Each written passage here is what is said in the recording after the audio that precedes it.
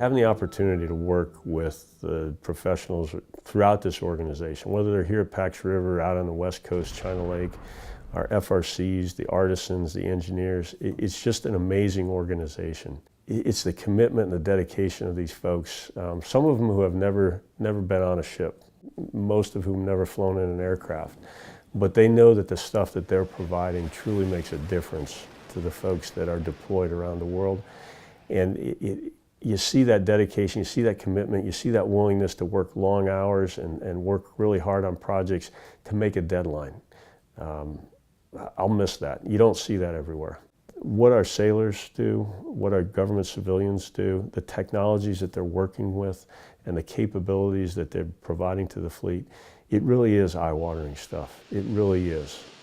What NAVAIR does is truly amazing. And so I think that's been probably the thing that I've enjoyed the most, although I think I've missed some of it because I started to take it for granted. And I have to say, I'm disappointed that we haven't made as much progress as I had hoped we would make, but actually very excited about where we are today and the progress that we have made.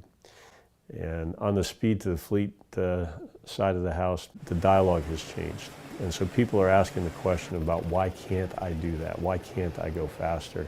And 2.5 years ago, the dialogue was more along the lines of, why do you want to do something different? Why can't you just stay between the lines and follow the plan that's been laid out for you?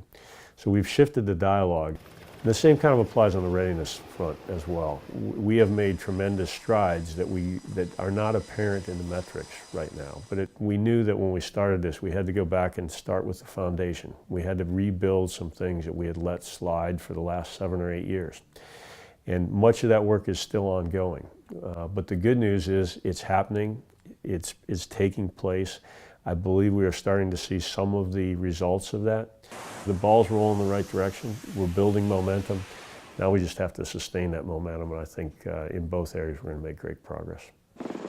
When we have a crisis, the entirety of the organization rallies around finding a solution to that problem, and almost always finds one and finds it quickly. It's that swarming mentality. If we were able to bring that swarming mentality to everything we do, which is probably not reasonable, but if we could bring it to more of the stuff we do, we wouldn't have any problem at all. But that goes back to the cultural change, about understanding that there needs to be a sense of urgency for what today are, in many cases, considered mundane tasks. We need to have a sense of urgency on all of that stuff. I've got a picture in my office that I've had for about 12 years. And it's a picture of 2 kids. And the story behind that is that that was 2004 in Banda Aceh, right after the tsunami. And so one of my, I'll say, deepest memories is of the Navy support that was provided to those Indonesians immediately after that natural disaster, which has been one of the worst that we've experienced in our lifetimes. And if you think about the Department of Defense mission, actually starts out with our mission is to deter war.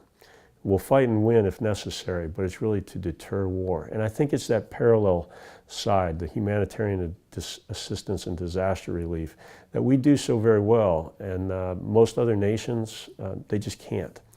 We bring that, our United States Navy brings that to the picture as well. So that's a story that I will never forget, and I'll always keep that picture with me because it means a lot to me, because we don't often think about that other side of what we provide. I think the most important thing for our workforce to remember, always, every day they're here at work, is remember why you're here. You're here to support the sailors and Marines that are deployed around the world. They've sworn to defend the Constitution of the United States. That's what they're doing. They're out there away from their families, they're out away from their friends, they're missing important events in their lives. Some of them are in places where they're in a lot of personal danger. They've sworn to go and do that job. Our job is to make sure that every day we come to work, that we're doing our utmost to support them, our sailors and Marines.